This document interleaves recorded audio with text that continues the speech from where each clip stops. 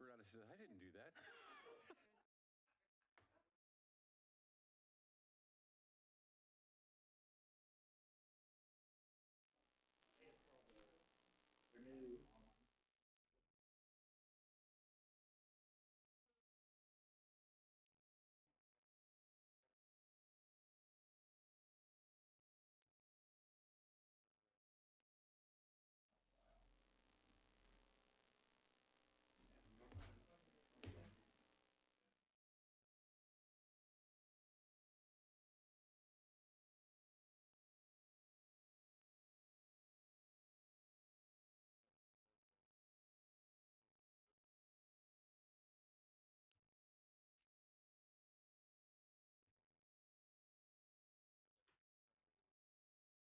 So, as I usually do when I start these meetings, if you have a cell phone, either turn it off or silence it, please. So I'm going to convene the work session for the Oregon City Commission for Tuesday, September 12th, 2017. It is about 5:38 p.m. Call the roll, please. Commissioner Ide? Here. Commissioner Shaw? Here. Commissioner O'Donnell? Here. Commissioner Mengelberg? Here. Mayor Holliday? Here. Does anybody have any future agenda items? Okay. I will remind those present that we normally do not take public testimony at work sessions. If there is someone here who has something particularly germane to the issues at hand, I will entertain the opportunity for someone to speak, but generally speaking, we don't do that. So moving on, we have 1, 2, 3 items on the regular agenda. Starting with 17473, Metro presentation on the proposed regional commercial food scraps collection requirements. Mr. Lewis. Thank you, Mayor and Commissioners. So tonight we have two guest speakers, Jennifer Erickson with Metro and Eben Polk with Clackamas County. So if you guys want to come up and talk, I'll do a quick intro. They're presenting basically on this idea of collecting food scraps separate from the other food streams that we collect now. I'm sure they're giving us money to do this, right? I'm sure there's a way to get around that, but yes, it's going to require some resources to be able to do that. So they're going to fill you full of that kind of information, but the idea would be a ramped up program that would take some time to get down the road to maybe an end result goal that would include even residential food scraps, but their proposal is to take us first to some of the large producers of food scraps and find a way to collect that, separate that out, get it out of the other waste streams and garbage and recycling. So with that, I'm not going to do it much justice, so I'll turn it over to Jennifer. You going to start with this? Thank you. Mayor Holliday and members of the commission, thank you very much for your time this evening. I'm here to provide a quick overview of a food scraps policy that the Metro Council will be considering for adoption this fall. I'm going to provide a tiny bit of context and then get into the details of the policy. So why are we looking at food scraps? About 40% of the food in this country is wasted. That comes at all stages of the food system, from production and distribution to consumption, retail sales. Despite the region's long history of waste prevention and donation efforts, we still landfill a lot of food. It's the largest component of our waste stream. It is also the largest component, the largest item that is recoverable that we still landfill. If you were to put all of that food, that 18% of our waste stream, into long-haul trucks that we send to the landfill, it's about 5,000 of those trucks lined up end to end, which would go from Portland to Hood River. It's not just the quantity of the food scraps that we send to the landfill that's an issue. Food scraps are the primary contributor to methane in landfills, which is a very potent greenhouse gas, about 24 times as potent as how we measure that with CO2. It's not just the greenhouse gas and the materials that we're sending to the landfill, but it's also capturing the benefit of those food scraps to support our $50 billion agricultural economy in this state while reducing those negative environmental impacts. Currently, what we collect now in the region goes about 100 miles away from us to be processed at 2 different facilities. One is JC Biomethane, which is that top picture. It's an anaerobic digestion facility. It creates 3 different products: a methane gas, which is generates electricity, which is sold to the grid, a solid and a liquid product that are sold into agriculture. The other half of what we collect now goes down to Corvallis to an open air compost facility.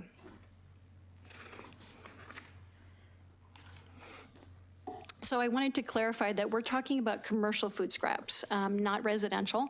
The focus of the regional policy is on commercial because the majority of what we send to landfill, about 55%, comes from a small subset of businesses in our region. Waste prevention and donation are always our highest priority, but we're after those items that are not edible: the bones, the peelings, the shells, the things that wouldn't go into a food rescue program or couldn't be prevented. We still support residential programs, but we're leaving that to local jurisdictions to figure out when that suits the implementation best. About 55% of, as I said, of the food scraps coming into our system come from a small section of about 3,000 businesses in the region. So we've been working on this for a long time. I've personally been working on it for about 20 years. And despite our efforts, we've found that incentives and voluntary programs alone have not really worked for boosting our recovery levels. As you can see, 18% of our disposed waste is still food. Part of the problem with this is also that voluntary programs, we've kind of plateaued. And even with the addition of some new voluntary programs, we're not getting private investment in any sort of local processing capacity. So it requires us to send this material at least 100 miles away to be processed. That's not only a burden for us to be sending away our material, but we don't reap the benefit of those end products locally either. So in order to kind of solve that chicken and egg problem of getting enough food scraps out of the waste stream to support a local processing capacity. In October 2016, the Metro Council emphasized its readiness for the region to take some stronger steps and for them to take a leadership role in securing a more stable system over the long term. And they directed staff to move forward with the development of regional policies intended to help ensure the region has a sustainable system. And what does a sustainable system look like? It captures enough of that high quality material from businesses to make processing facilities economically viable locally. It has an adequate system for collecting that material and moving it around the region efficiently. And it has enough stable processing capacity to allow for growth over time. So based on that direction that our council gave us, we've been working on several projects over the past 10 months. The one I'm focusing on today is the one in the circle, which is the mandatory policy and potential disposal ban. So a little context about when I'm talking about the business community. There are about 67,000 businesses in the region, and about 7,000 of those are food-oriented or in the food business, grocery stores, restaurants, distributors, et cetera. About 3,000 of those would be affected by this policy. The majority of those businesses are the ones that create about 100,000 tons of food scraps being landfilled currently. There are about 1,300 businesses that are participating currently in a voluntary program. Most of those are in the city of Portland. Not all of the current participants would necessarily fall under an umbrella of a required program because they may be small businesses who have decided to participate for other reasons. So specifically, what would this policy do? An intergovernmental policy team comprised of local government representatives from Beaverton, Eben from Clackamas County sat on that team, the city of Gresham, the city of Portland, Washington County, and DEQ got together to create this policy together. The goal is clarity and consistency for the business community and implementation flexibility for local governments. The policy would require local jurisdictions inside the metro boundary and those with at least 5 businesses that are these food generating businesses to adopt a mandatory food scrap program separation policy for food businesses rolled out in 3 phases beginning in 2019. The disposal of large amounts of food in the garbage by certain businesses may be prohibited by Metro by 2023. Metro and local jurisdictions have a plan to enforce this together, with local jurisdictions implementing the mandatory collection side and Metro implementing and enforcing a ban on the disposal of food scraps. The policy affects back-of-house food scraps only. This is something that businesses told us was important to them. In other words, we weren't going to ask them to set out containers for their customers to use. We know that's very complicated, and it puts an undue burden on businesses to separate and make sure that that material is clean. So this affects the prep areas and plate scraping, things that the employees of the business have full control over.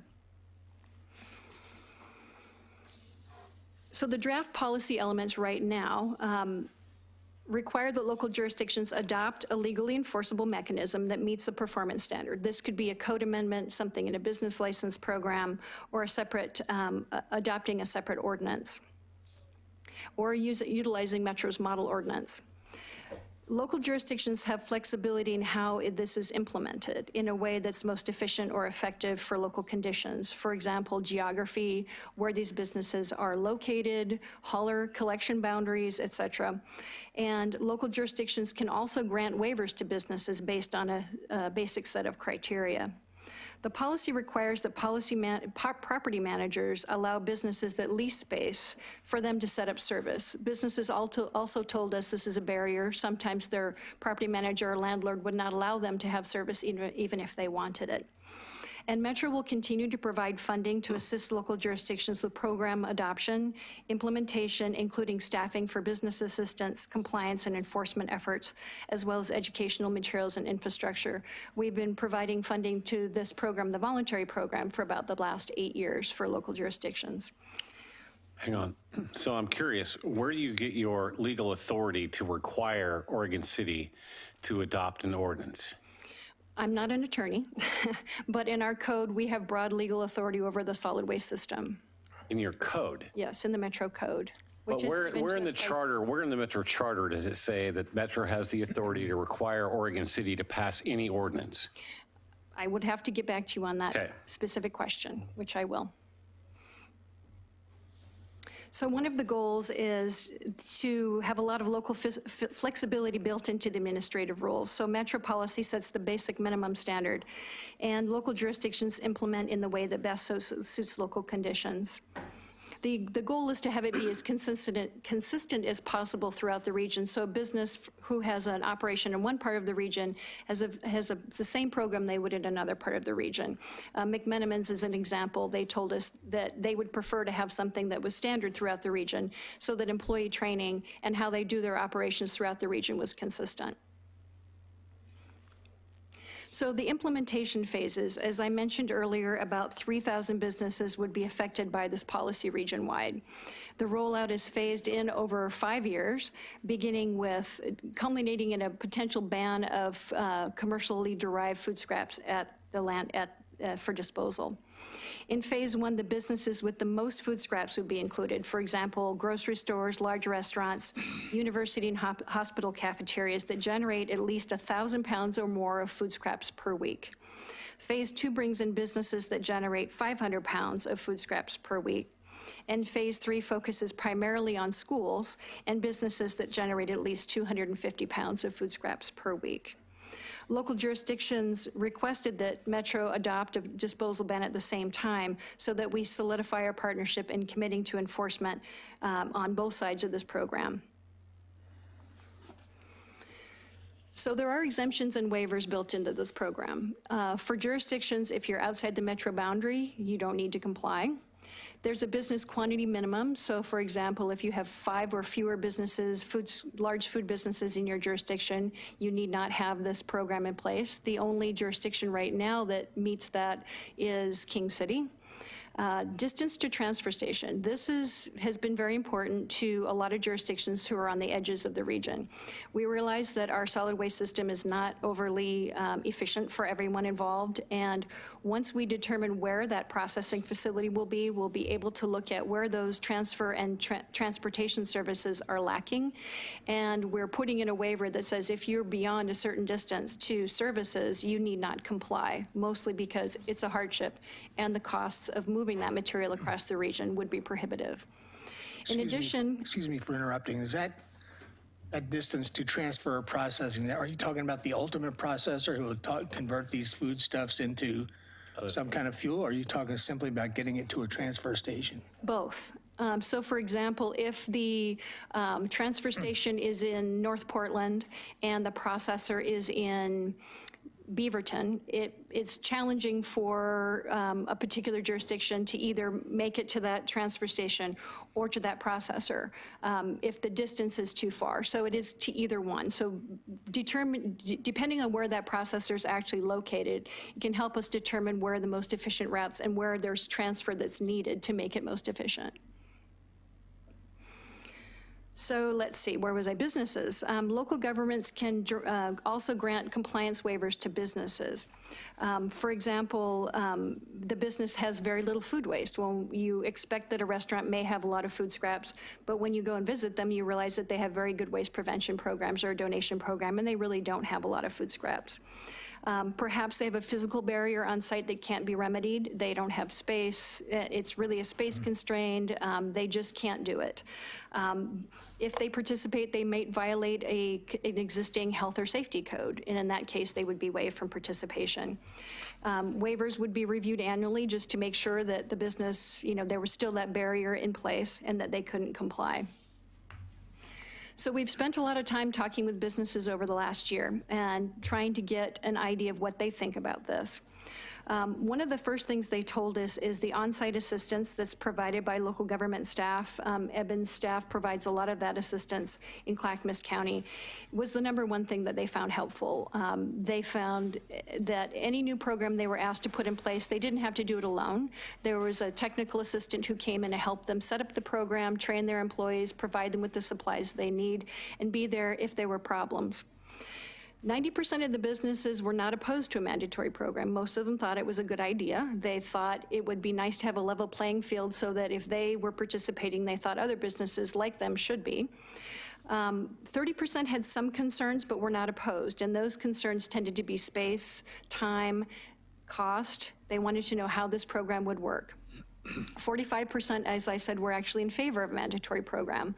When we talked to other local jurisdictions and solid waste managers in the region, the phase-in was really critical. We realized that this is going to take some time and it's going to take some staff, and that we needed to roll this out over a period of about 5 years.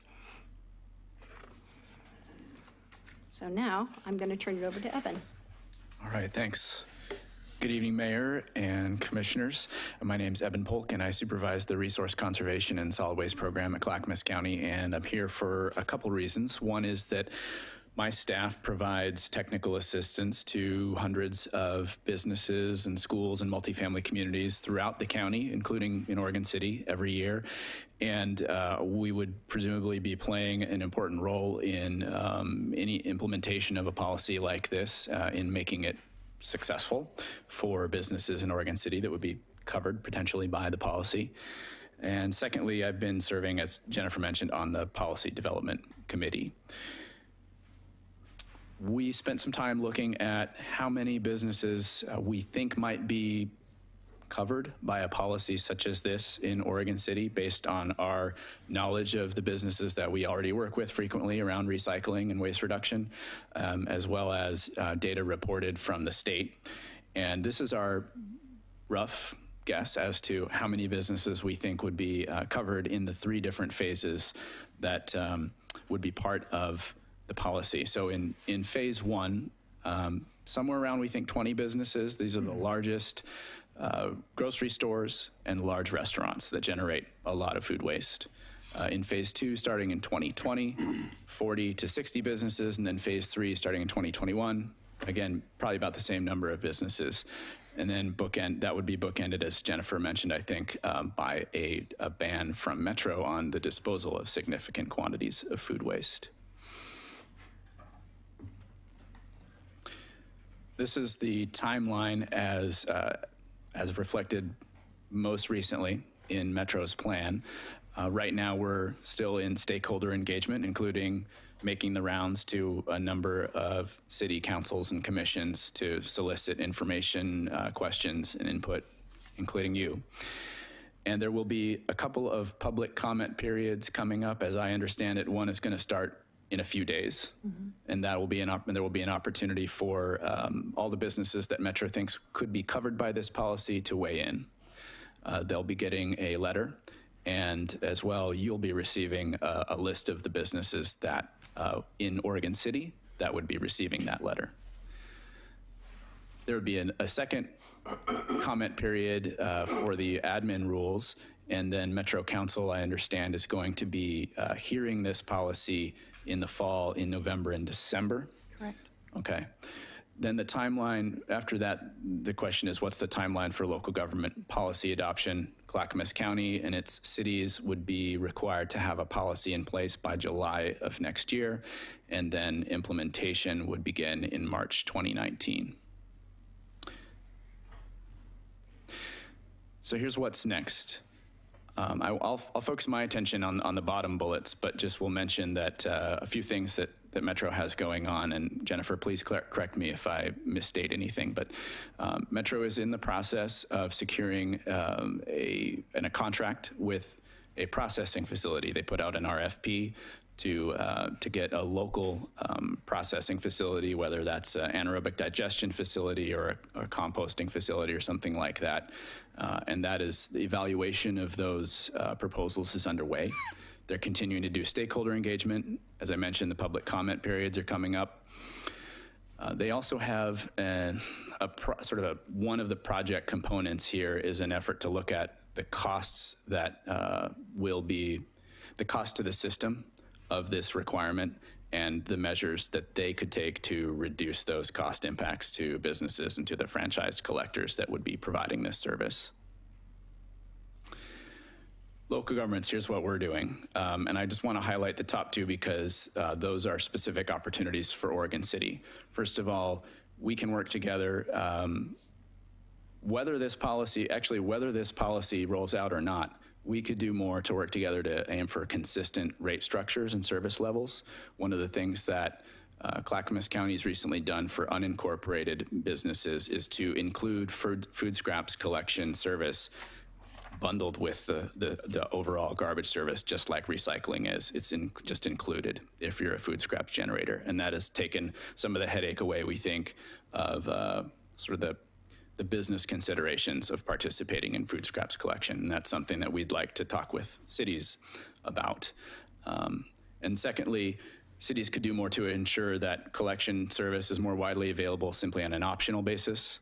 And that's not yet available in Oregon City, although anecdotally from the businesses that we work with in Oregon City, there are several that would be interested in getting the service if it was available optionally. We're going to continue to participate in the stakeholder engagement and policy development process that Jennifer is leading.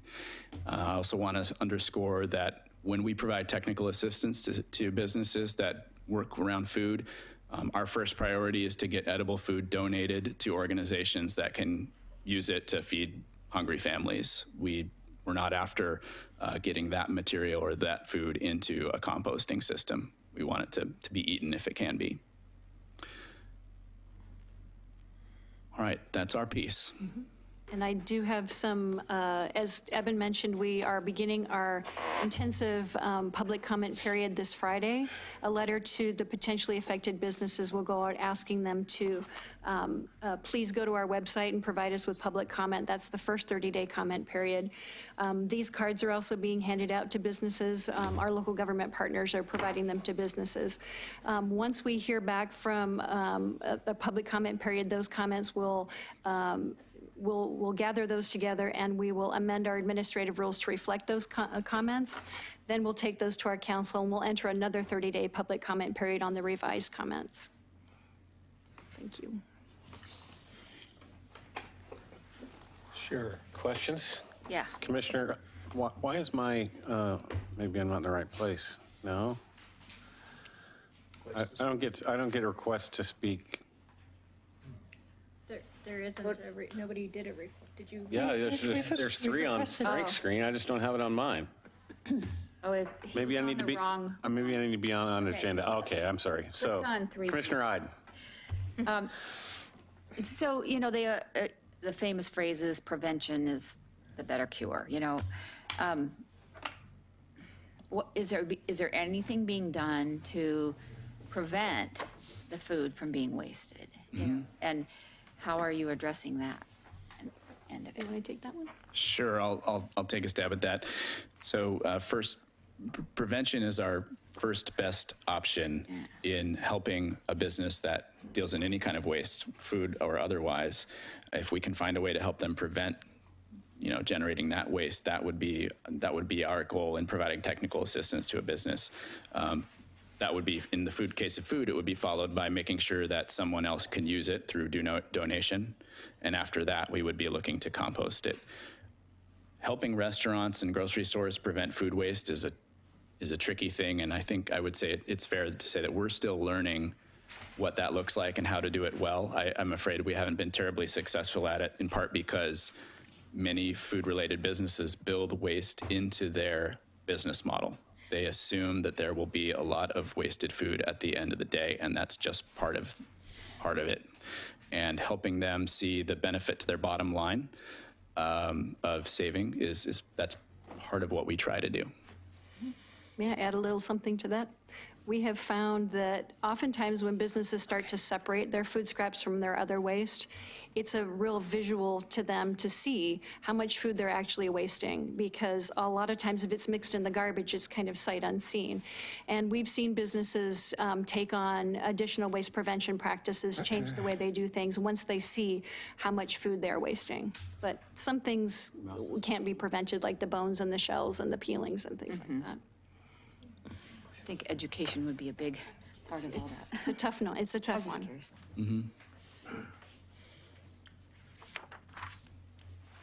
Is that it, Nancy? Yeah. Commissioner Megerberg? So I believe I read it in your materials, but I'd like to hear a little bit more detail.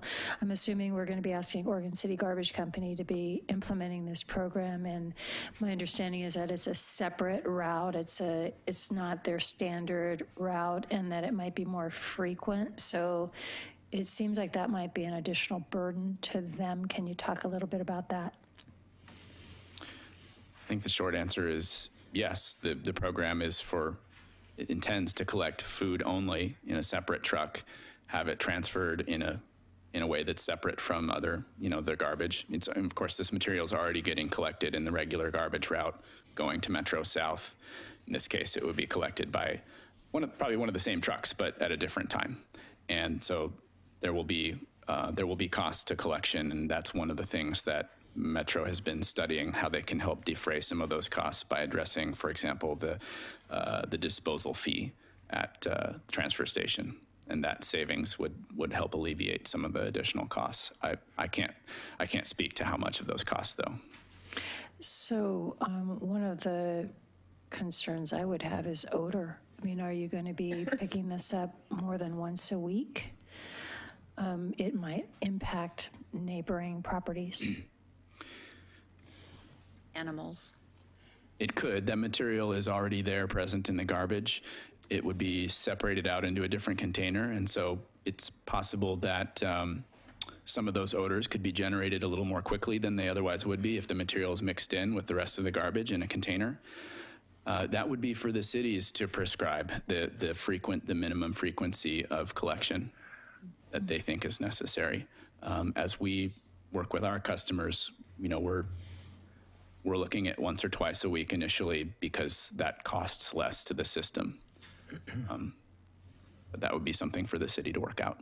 Yeah, and in the city of Portland, we've been collecting food scraps from City of Portland businesses for about 12 years now. And we've learned an awful lot, frequency of collection. And oftentimes the system is really geared, it's not a one size fits all. So it's geared towards what the business needs. Most frequently it is at a minimum of once a week, like a regular garbage collection would be. Most commonly it's actually 2 or 3 times a week because those materials are separated. And sometimes it means that their garbage is collected less frequently because they've gotten the smelly things out of it, the things that need frequent pickup. But yes, that is a concern, is frequency and how do you maintain cleanliness and make sure there isn't an odor or something that's causing angst for that business or for their neighbors. Thank you. Done? Commissioner O'Donnell? Well, having read this in its entirety, at least the staff report, I look at it, to say the least, from a reserved viewpoint. I see that I would actually, I welcome the mayor's question. Is this wishful thinking on the state of Oregon? Is it actually an ORS? Is there a mandate? Are there penalties implied? How does another layer of government, Metro, become the agency to introduce this?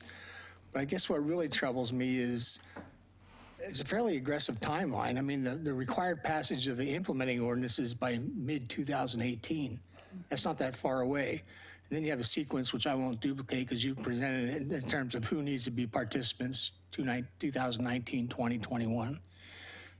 The part that really troubles me is implementation costs. Because although I keep hearing these allusions to funding, I don't see anything concrete. So I start thinking about what does it cost to bring this program on? It's not budgeted. The costs are unknown, at least to us, perhaps to you by virtue of your experience. The goal is for the ultimate cost bearer to be the producers of the scrap, of the food products. We haven't studied the scope. We don't really have a developed plan. There's no, what do we do when the time comes to pass implementation and ordinances and enforcement, collection and disposal fees, all the things that Commissioner Mengelberg spoke to. And how do we have to staff differently to address this? And I guess, are there going to be permits? I mean, is this an Al Gore carbon tax credits type of thing? If you generate so much and you salvage it, you get some kind of credit. Will there be permits? And I guess the part that always bothers me is we get these dictates from on high that come down to the local level.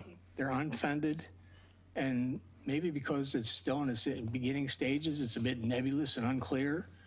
And hopefully you bring that to some sort of sharper point before we get involved further.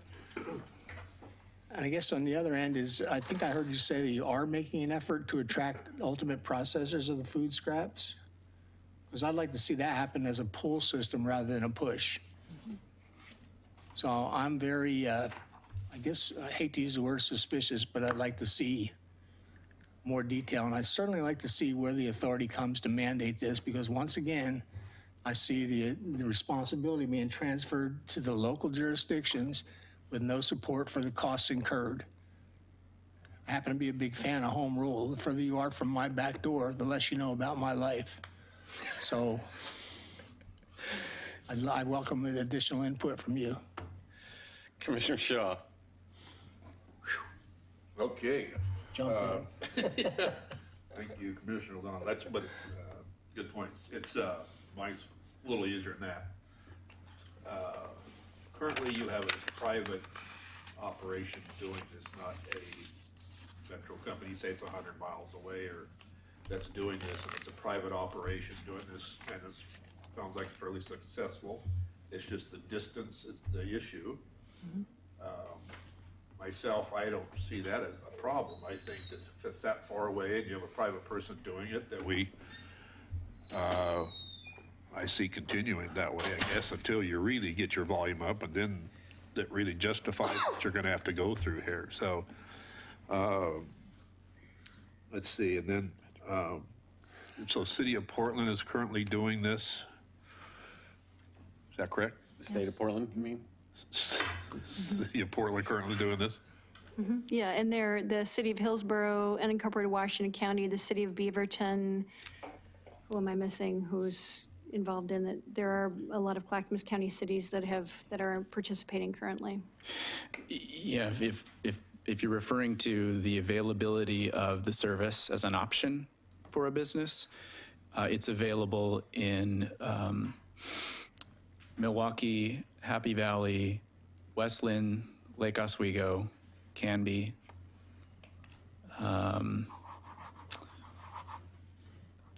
Think there may be one or two others, but those are just right off the top of my head. And then on urban unincorporated county as well, it's So available. those are all K-HUD operations. We have operations as well with, so other providers involved include Waste Management, Sunset, and perhaps one, Republic. So 3 of those 4 are major national companies. Yes. Yeah. So for somebody like Oregon City Garbage Company, there's a substantially more steep monetary request to have maybe a couple of other trucks, all the bins, all of the timing, the scheduling, all that stuff. So I didn't mean to interrupt you, Commissioner Shar. Were you done? No, that's okay. Go ahead. Go ahead, no. No, I think I made that point, so. Yeah, okay. So, then that's where I was going, is where are they actually pick up, or are these folks that are participating doing it themselves and taking it someplace or something, but you actually have operations that are coming by and picking this up and stuff like you're requesting us to do here? Correct. So I'd be interested to see what their thoughts are on this, the upsides, downsides of what they're going through, and the businesses, and if you have some kind of a dialogue with customers and stuff like that, I'd like to hear about that. But and again, could you tell me what the end product again is used for once it goes through this cycle? Sure. Half of the material goes to a company called JC Biomethane in Junction City.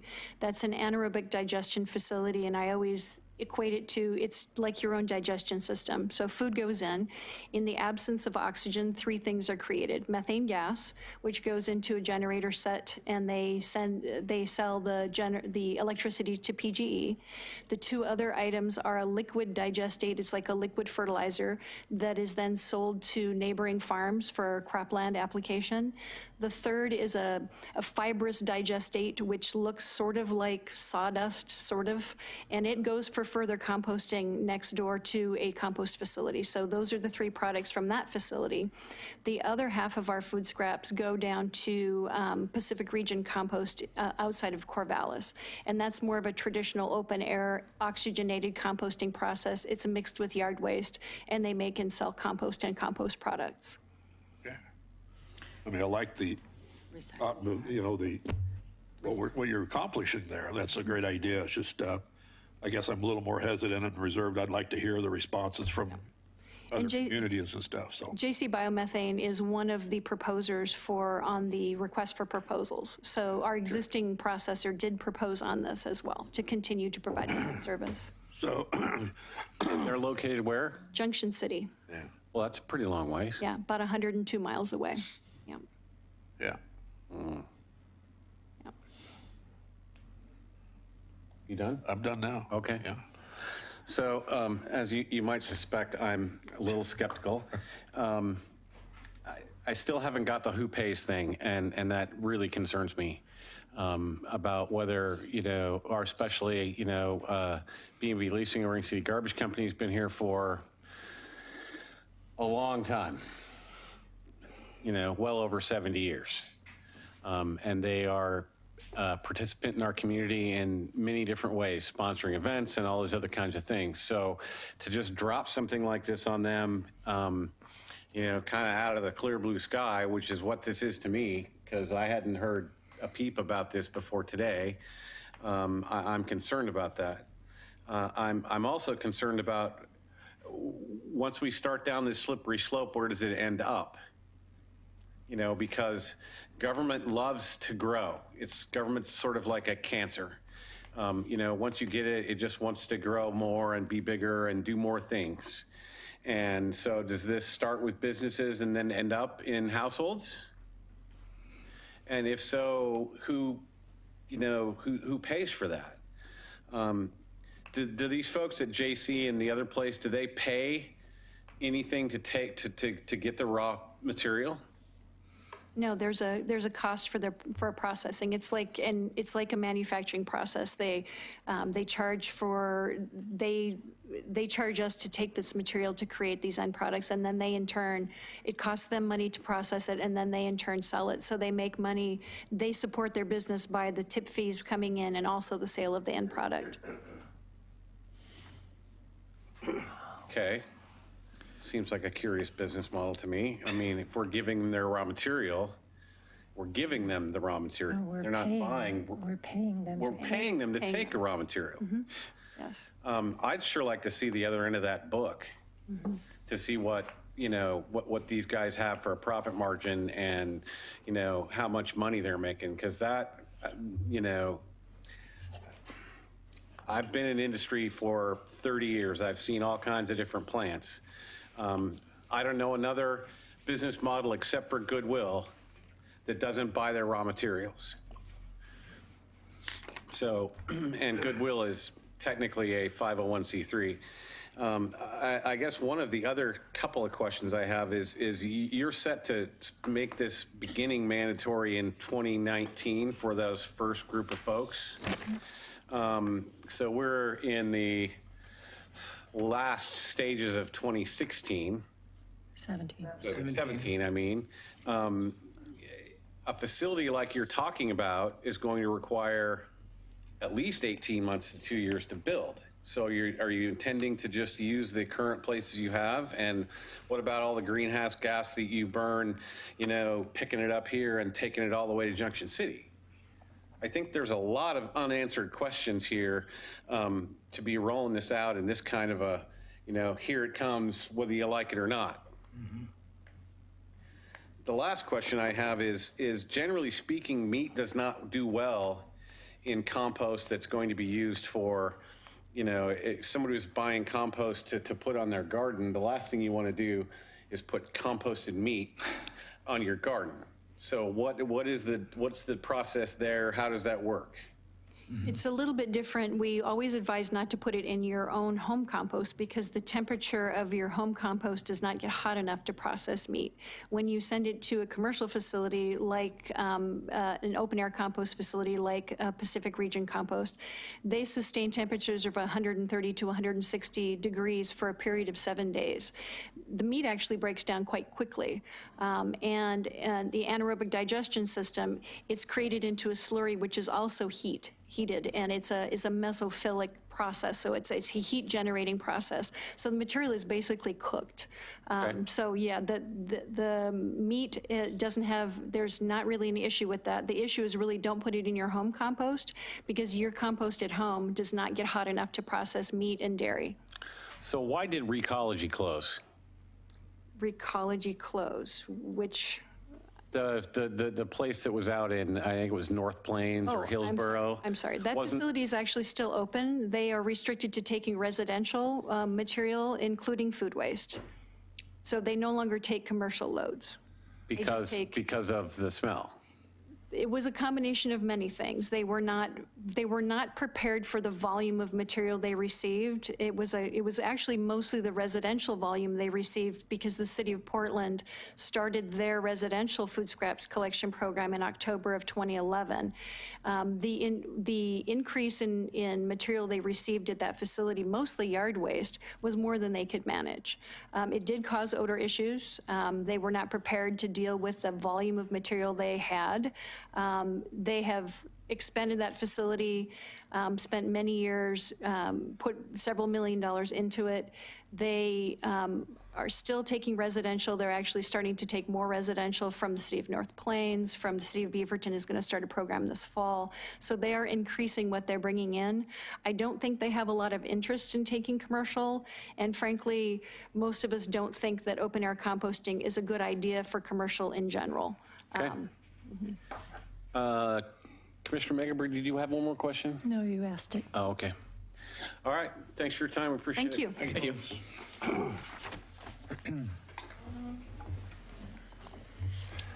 So moving on, we have the Housing Authority Clackamas County discussion of, isn't it Willamette View Manor and Clackamas Heights?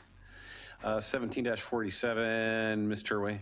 Thank you very much. Clackamas County, Chuck Robbins, Executive Director of the Housing Authority of Clackamas County, is here to chat with you a little bit about the two properties off Holcomb Boulevard and potential disposition or redevelopment of them. Good evening, Mayor Holliday and Commissioners.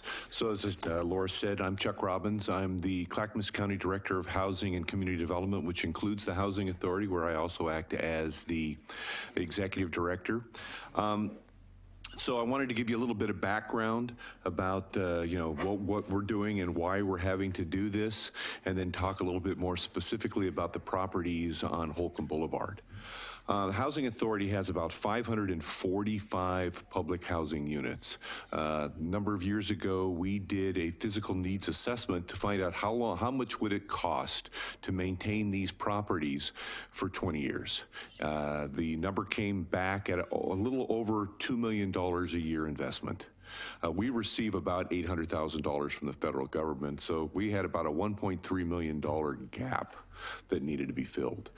We can maintain these properties, but we're just one natural disaster or a major system failure away from losing the units completely. So we needed to look at those units and try to figure out what's the best use for for the property, and how do we meet the rising demand for affordable housing in Clackamas County. As I said, we've got 545 units. We probably need 5 to 10 times that, in new units. So when you look at the age of the properties, and you look at the cost to maintain the property, and you look at the need, you says, okay, how are we going to address this? And honestly, there's no value in those units. The Clackamas Heights, that was the first public housing in Oregon. That was built around 1941. It was never intended to last 80 years. It doesn't even have foundations.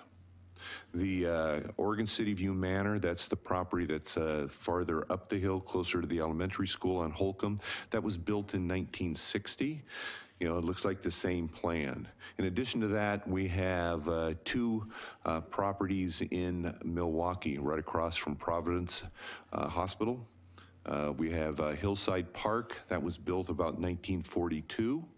And then we have the Manor, which is a 9-story apartment complex that was built about 1970.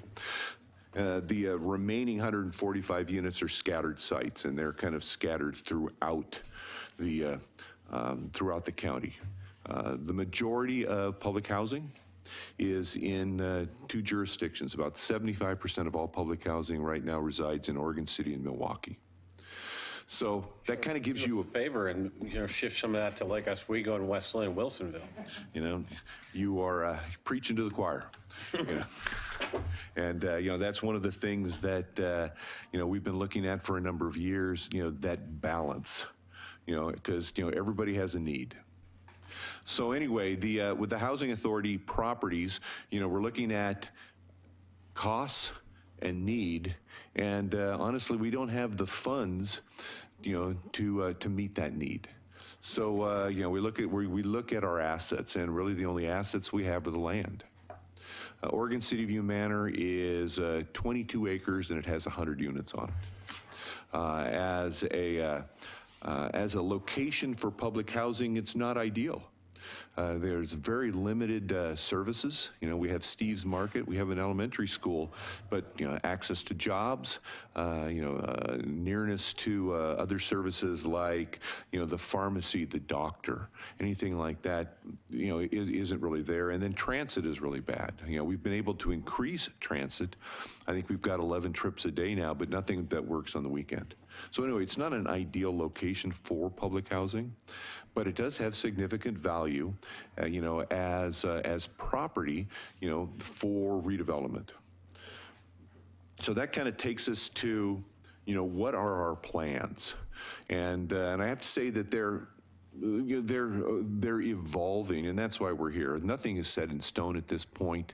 You know, we're just kind of doing kind of the due diligence that needs to happen on these properties.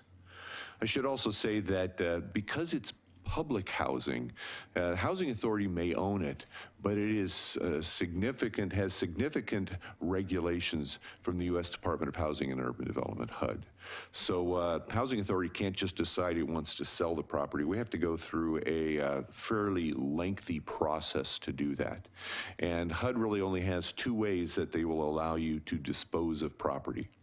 One of them is called Section 18. So that's a section in the housing law that says that you know, if you meet certain standards, HUD will allow you to sell the property, and in return, HUD will give the Housing Authority a Section 8 voucher for every occupied unit.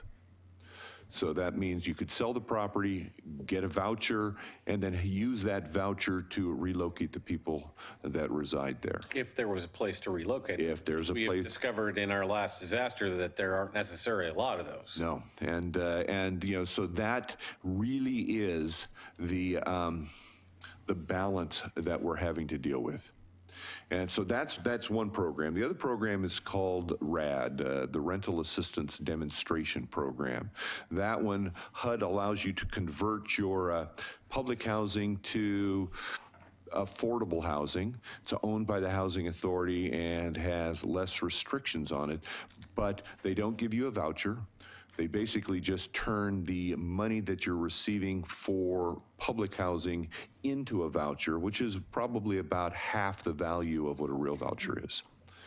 And there's a requirement that you build back on the site. So, you know, you're looking to temporarily relocate the residents there.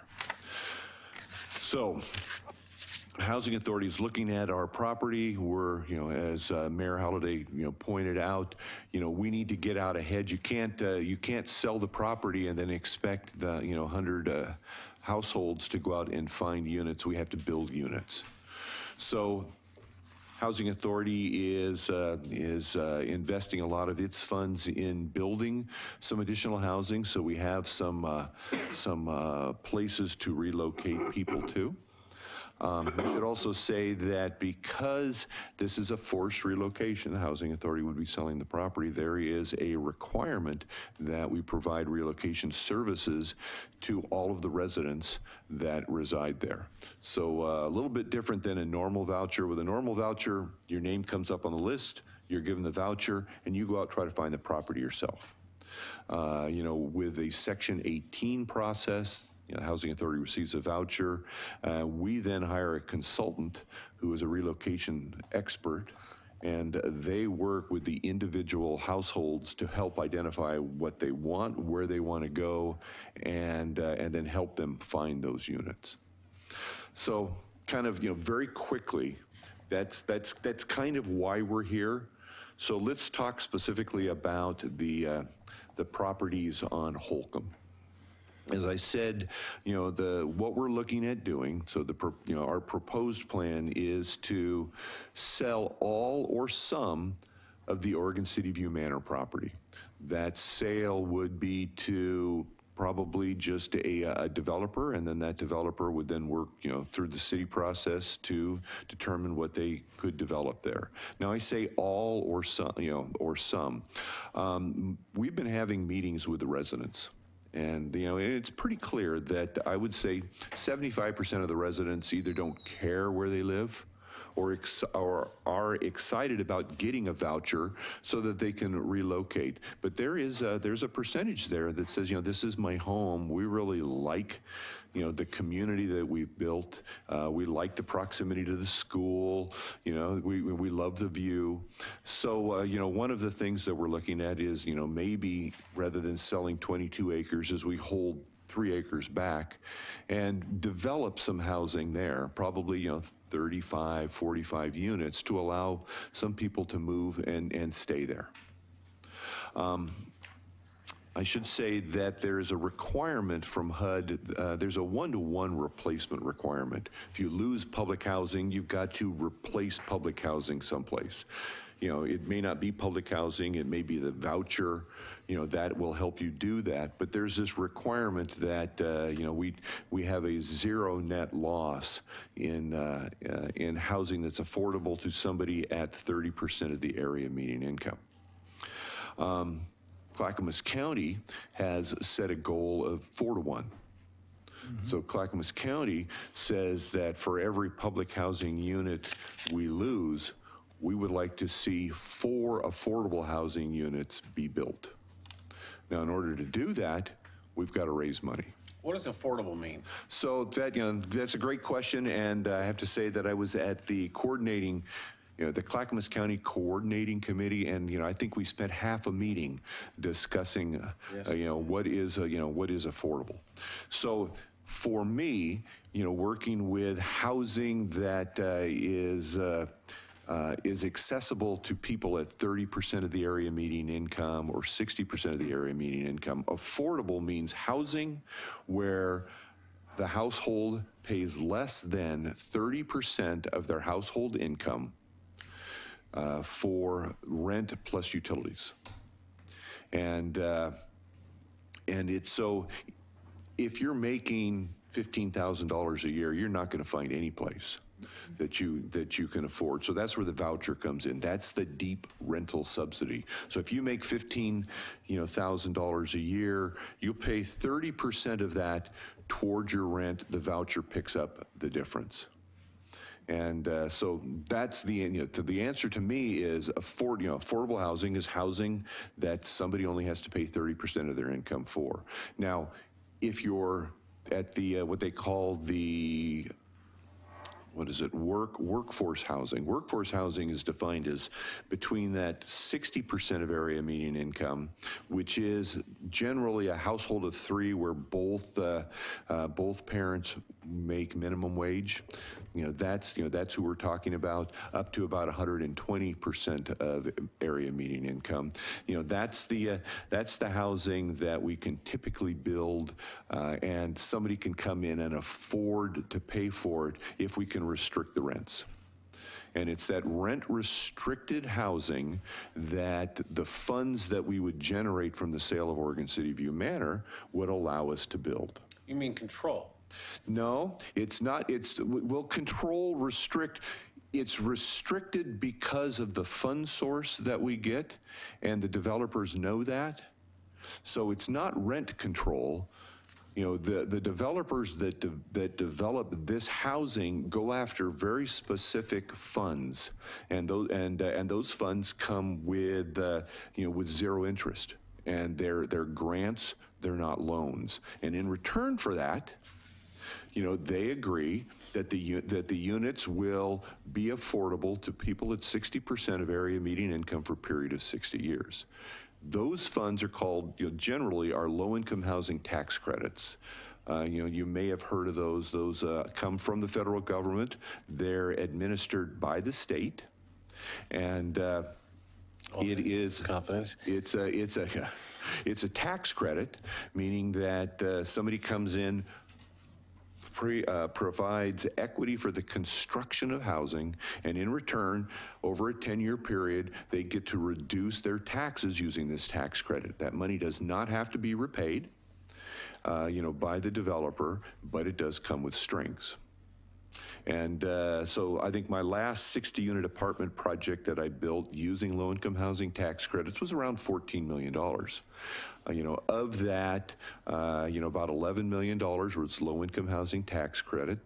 About $2 million, came from other sources, but there was still a gap. There's $1 million gap there, and where does that money come from? Well, they always look to the housing authority or the county to fill that gap. So when we talk about selling Oregon City View Manor, the plan isn't to sell it and put the money in the bank. The money is intended to invest in those projects and fill that gap. So that's Oregon City View Manor. On top of that, we also have Clackamas Heights. And so the picture that you see in front of you is one that, might be familiar to some of you. I know that Laura worked with the Housing Authority a little bit before my time, but to develop a neighborhood plan for the redevelopment of Clackamas Heights. And a lot of time and effort went into this plan. This was all part of an application that was going to go to HUD for funding. It was called the Hope 6 application. We were unsuccessful the first year, and then HUD killed the program, so the money wasn't available. However, the plan is still a good one. And so we're looking at that plan saying there was a lot of work done there. There was a lot of support from the neighborhood about that. We had worked very closely with the city. And just says, well, let's look at that as a phase 2. And what might we do on that roughly 20 acres to meet the housing needs in Oregon City and in Clackamas County. So we've got two projects going on, and we're having to move quite slowly because of HUD. Right now, our number one priority is Oregon City View Manor. We're looking at preparing an application probably sometime in November that would allow us to sell that property. And as we sell the property, we are building new units that we can hope to move people in. We'll also be setting up priorities to move people into existing public housing as it becomes vacant. So it's a juggling act. I mean, there's a lot of balls in the air, and we're focusing one at a time. Probably a couple years later, we would be looking at doing something with Clackamas Heights. So, I've been speaking a lot. Hopefully it's kind of clear. I know there was there is it's not an easy topic to discuss, only because there's so many moving parts. But I think that Laura provided you with a lot of background material, and as I said, this is an opportunity for us to. I'd like to hear what the city thinks about this. What are their concerns? What would they like to see happen there? And then we could kind of work together on this. So Laura, on this map, where is Holcomb Boulevard? Is that running along the top? The very bottom? The very bottom. You see Steve's Bottom Market right corner. here. Bottom right. There's Steve's Market right there. Oh, okay. All right. Thanks. I just needed to get myself oriented And there. then I should say that the Housing Authority, there's that little piece that comes down next to Steve's Market. Housing Authority is actually that flat area up, kind of up above that. That property there is owned by Steve Morrow. Right. Of Steve's Market, and he was, integral part of the planning for this, and we've had meetings with him. He's still interested, in selling that property and doing some more development out there. Commissioner O'Donnell? Well, Mr. Robbins, I've read the report, and I can tell you it's clear as mud to me. And I'll tell you why, and you can probably help me with this.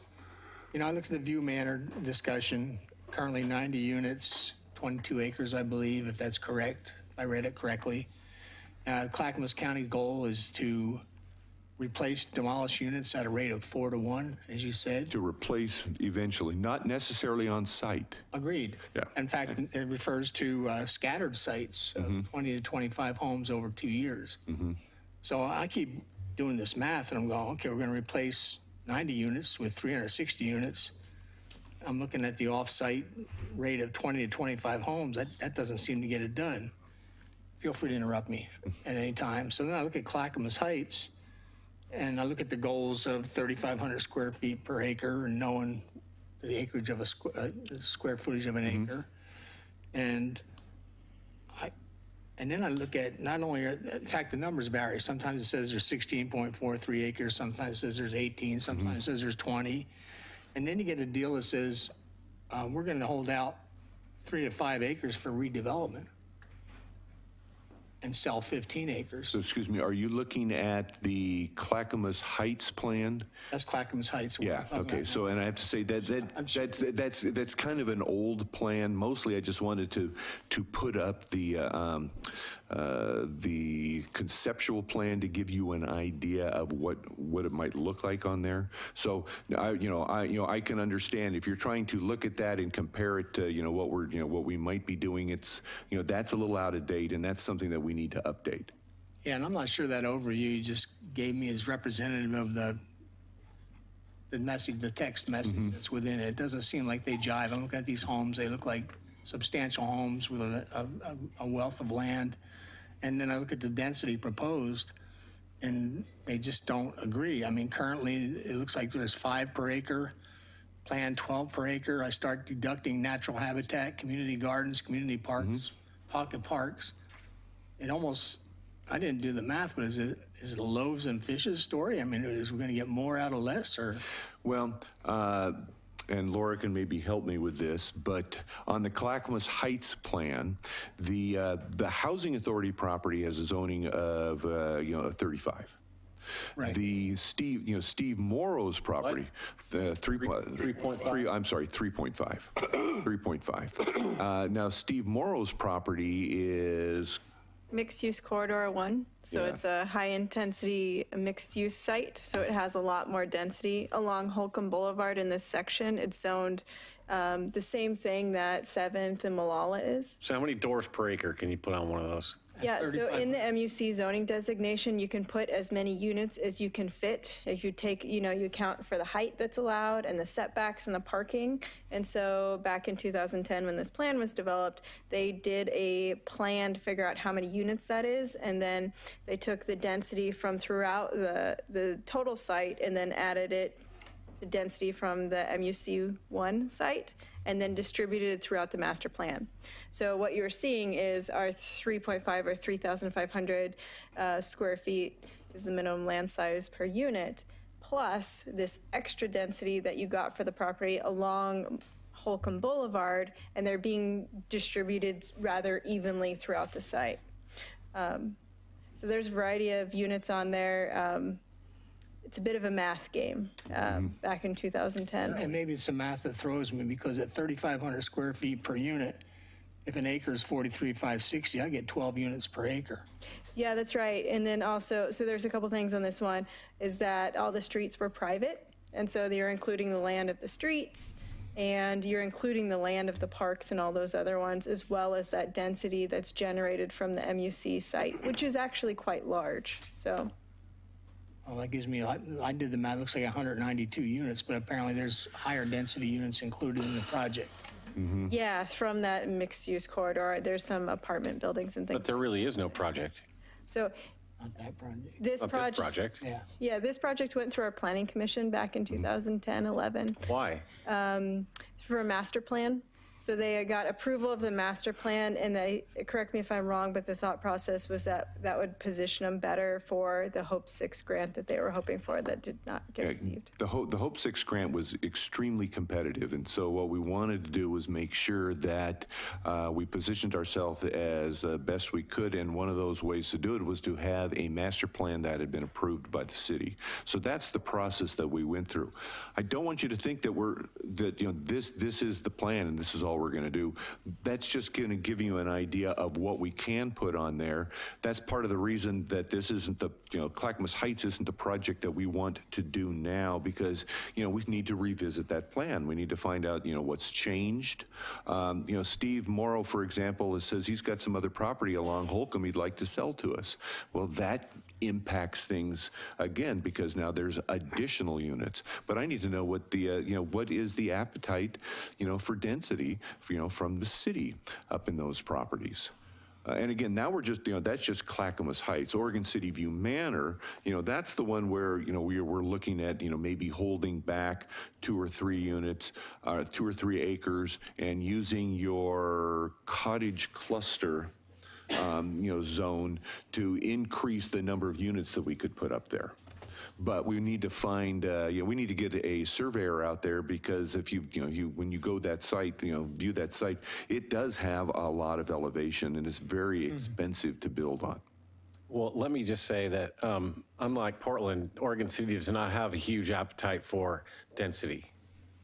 So, and especially when we're talking Park Place that is transportation challenged, not only in vehicles, but in buses and whatever else. I mean, you guys are going to do what you guys are going to do. There's a history of the county doing that. So, I'm glad you came and told us what your general plans are, but I'm not sure what else that we can help you with today. So I think today, really the help that I would like to get from the city has to do with Oregon City View Manor. And it's not something that has to happen today, but if we're going to if we want to sell that property, we have to go through a planning process. In fact, I have a meeting tomorrow night at Oregon City View Manor with the residents to talk again about what's going on and to introduce them to the relocation specialist. None of this, of course, is set in stone, but we have to have all of these things in place for us to make the application. And one of the things that we would like to get from the city of Oregon City is a letter of support for the sale of Oregon City View Manor. And that's something that we will come back to you in October with. But this is an opportunity for us, for me to come in, talk to you, explain what's going on at Oregon City View Manor, give you an idea of of potentially what could happen at Clackamas Heights, with the understanding that we'll still come back, we'll have more information, and then we would request your support of our application. So I would suggest, Tony and Laura, that you guys work with Clackamas County staff and get us something that's a little more concrete. Yeah, where the bones are filled out a little bit, and bring it back to us in early October so we can talk about whether we're interested in signing a letter of support or not. For the View Manor piece, as the request is. Right. Yeah, because I look at it, Mr. Robinson, I mean, we have to reconcile the sale of the property with the requirement to build back on the site. So we sell the property and we use those monies to purchase properties elsewhere. There you go. We could, that's exactly right. Now, under Section 18, there's no requirement to build back onto the site. Okay. That's why we want to use that process as opposed to the RAD program. So where's the elsewhere? The elsewhere is elsewhere, wherever we can find property, frankly. So, ideally, one of the things that I want to do is I want to deconcentrate affordable housing. So it's not just sitting all in Oregon City and Milwaukee. I want to buy property in Lake Oswego and West Lynn and Wilsonville so that, we can put housing there, because one of the most important I think aspects of this plan is increasing housing choice, for our lowest income residents. Rather than tell them where they, that you have to live here because that's the only place of housing, is build housing in more places and then let them choose, where they want to live based upon availability. Commissioner Hyde? So I just have a few kind of random comments. Did I hear you correctly that there were, in both of those areas, there were 545 units? No, so 545 total public housing units throughout the county. Okay. There are 100 units at Oregon City View Manor and 100 units at Clackamas Heights. Okay, that's what I thought I'd heard before, and so I was questioning that. So in my mind, that if you're going to make changes in both of those areas, that ultimately there would be 200 new units where people would be housed. Is that and that's very may not be in that area? HUD would not require that, in that area. But, so what you're looking at is the one-for-one replacement. So if we lose one public housing unit, we build another housing unit, there or someplace else that's affordable to the people that lived in those original 100, which is different than the 4-to-1, which is a county goal of just building. So if we demolish the 200, that we'd like to build 800 units throughout the county. I guess I would have be more supportive of the whole project if there were the same number of units were provided, the 200 units for those in both of those locations, as well as providing services for those folks to receive the help that they need in order to be rehoused or to move into more independent living. So that would help me personally to be able to sign a letter of support for that. I live up there and I drive by there all the time. And, when you see these homes that are, 60 and 80 years old or approximately, they're in dire need of replacement. And, I think that it would behoove us to do something if the county is willing to, step up and make some changes that are appropriate and, equitable for everyone. It's something that I would support, most likely. So I guess I just think that, with the people moving into this area over the next couple of decades, the large numbers that Metro comes up with, we need to have, everyone has a right to be here, and we need to have housing for all different economic affordability. So I think we need to work with you and help you to achieve that goal. Well, and so as I understand, what you're suggesting is that kind of a no net loss of housing affordable to people at 30% of area median income, which is the people that are up there now. So that, it may not be that we have 100 at Clackamas Heights and 100 at Oregon City View Manor. It might be, what you want to see is at least 200 units on Holcomb that is affordable to that same group, which I think is very doable. Not necessarily on Holcomb. Well, I mean, I'm just trying to respond to what you asked. Yes, I would be willing to talk that through, but I think that.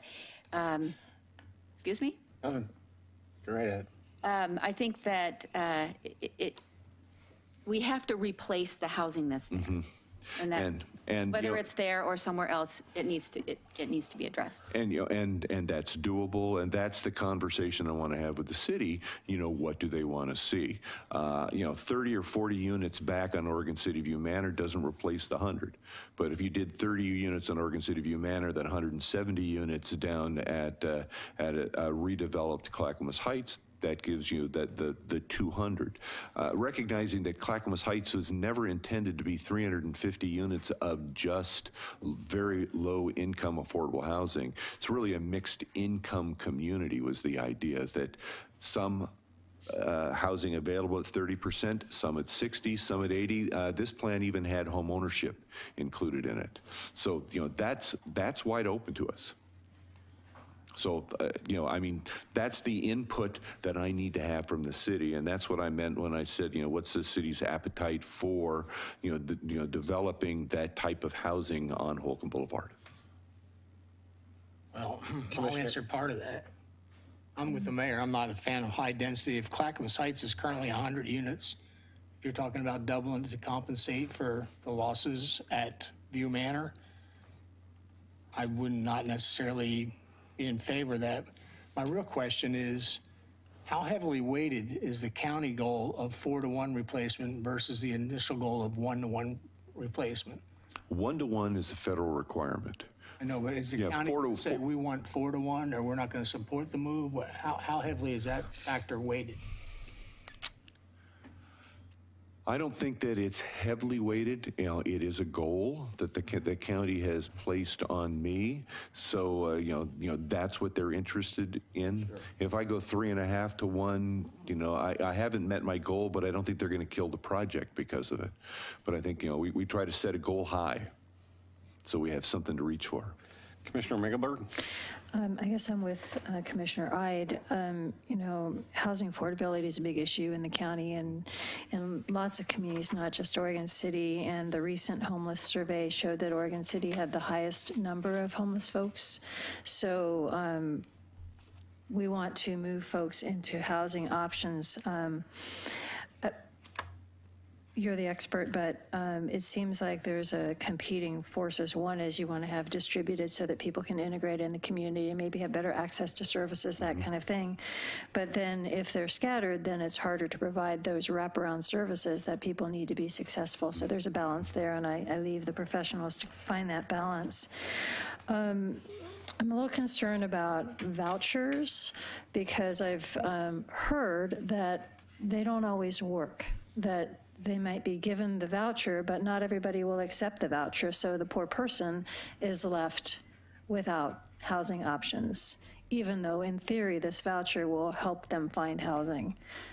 So I have concerns about that. I mean, in some ways it feels like you're eating your seed corn by selling this property, which is bought and paid for and could provide more capacity, of course, more modern, more energy efficient, maybe more density. But if you sell it, then it's gone. And to try and buy it somewhere else is going to be expensive. And then you have to construct something. So it doesn't, I don't know. No, you know, I don't disagree that it is a very difficult equation. In order for us to build, we have to have the funds to build, and in order to get the funds, we've got to find some way to raise it. We're not going to get it through, you know, county tax base. We're not getting it from the federal government. There's just not enough grants there, so we have to look at our asset. That's where the sale of the property comes in. So even if we wanted to keep the property and build it out just to the 3.5, I don't know how many, 20. I can't do the math in my head, but if you've got 10 units per acre and we've got 20 acres up there, clearly we could put more than 100 units up there, but where's the money to build those units going to come from? And that's the problem that we've got. The other thing is that if we sell that property, and the last broker's opinion on that property was right around $10 million. I couldn't build a 100-unit project for $10 million. However, I could fill that $1 million gap in other affordable housing projects that had received low-income housing tax credits. So again, that's the equation that we're working on. And vouchers, yes, that is a problem. A little bit different between a voucher on a Section 18 disposition than a normal voucher. First of all, with a normal voucher, you're given 90 days to find the property. If you don't find it, then you have to return the voucher. With a Section 18 disposition, that 90 days doesn't apply because we're not putting you out on the street. We have to find you a unit someplace. So there's there's a little bit more strings and it's a little stronger. But bottom line is, if we're going to do vouchers, we've got to get new units out there because the market has priced our vouchers, out of hand. Right. Thank you. Commissioner Shaw, and we need to really wrap this conversation up. We got one more item, so let's keep it short. So I was involved with this project. I've been involved quite a while just because I heard the county was going to sell the property. I figured, well, great, Oregon City's going to be out of the affordable housing business here, and here we are with the highest count of homeless folks. When we did the count in Clackamas County, Oregon City has the highest number of homeless folks, and the largest segment there, women and children. Number two is people with jobs, but no homes. So this all came together, and I said, okay, and that's why I started approaching these folks about this, and so I was really happy to hear that. Well, my first reaction was you were going to sell everything. But so I'm really glad that you have this perspective about trying to maintain affordable housing in this area. And I really don't have a problem with density as long as it's not the whole 20 acres. If you take that 3 acres and really do high density there, I would be for that. So, and I'm just trying to keep this short here. So the nice thing about it is that you already own the property. It's already accepted in the community, so that's where I'm at. Good. Okay. Commissioner O'Donnell? Wait. A single question, following up Commissioner Robert's question. On this type of construction, What percentage of the total cost does the land represent? Was that the question? Are we better off Well, this land or selling this land? You know, all I can look at is what the land on another project I'm working on, is. I think that, we've got a 212 unit apartment complex going in off of on intersection of Oddie Road and I-205. The total project is $60 million. Of that, $5 million was the land. Now, that's a little bit more expensive land. I was gonna say. And, and it's, this is a 5-story building, but that's the best, that's the best information I have at the top of my head. Okay, thank you. Okay. All right. Thank So you, Chuck. I'm not done. So we're I was gonna gonna get get off in the these. Wayback Machine for a second, because as I look around Oregon City, there are literally thousands of homes that are 80 or 90 or 100 years old. So how do we get to the point where, I especially know the View Manor was in such bad shape maintenance-wise that it's not worth fixing?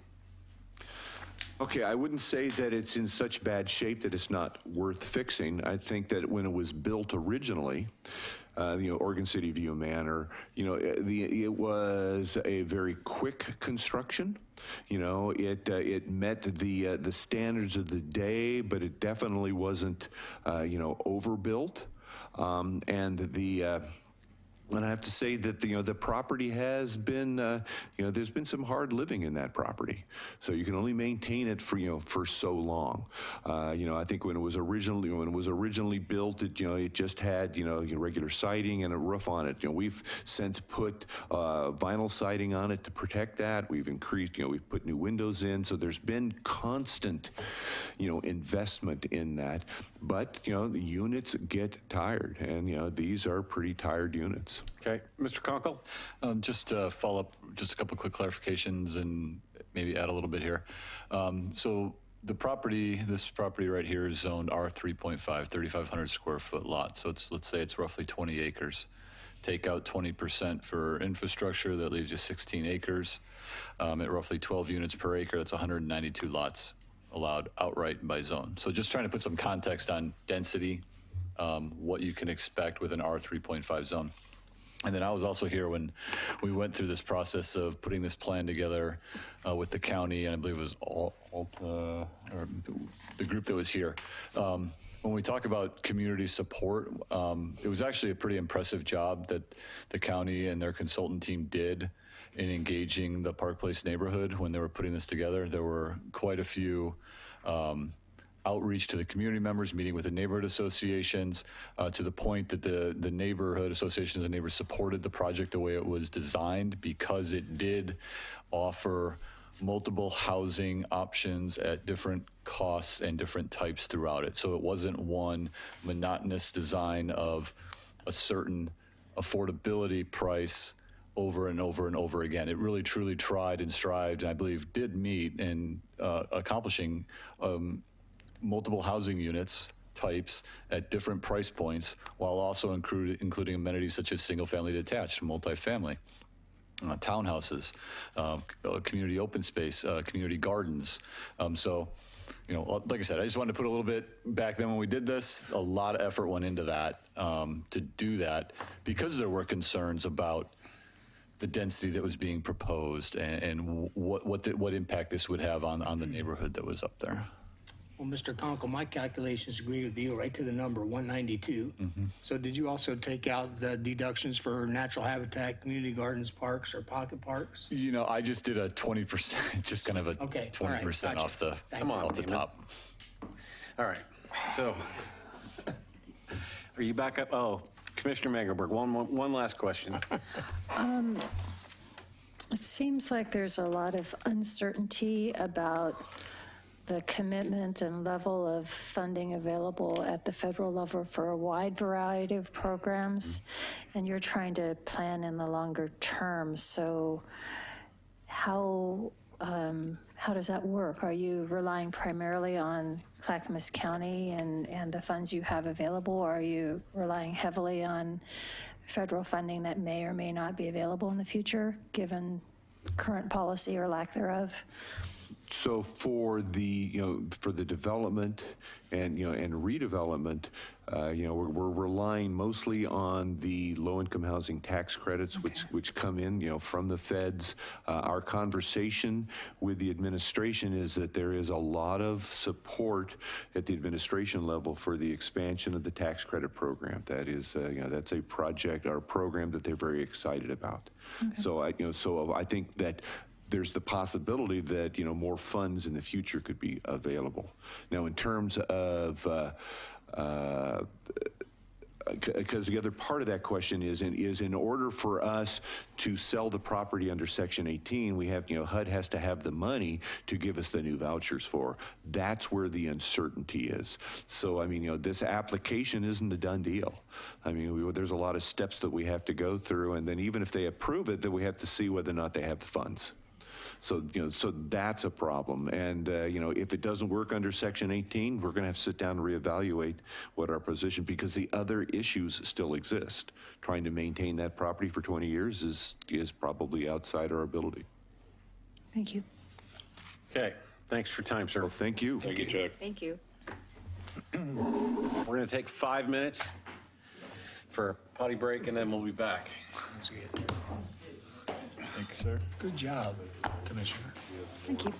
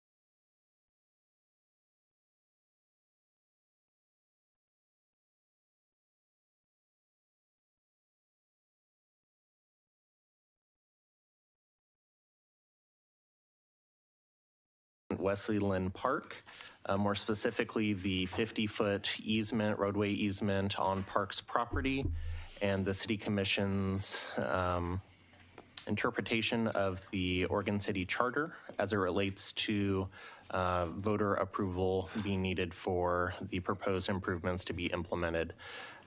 City Attorney Carrie Richter will be walking us through the conversation, and city staff are available to answer questions as needed.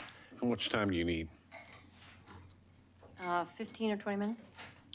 Okay. Are we in a hurry? Huh? Are we in a hurry? No.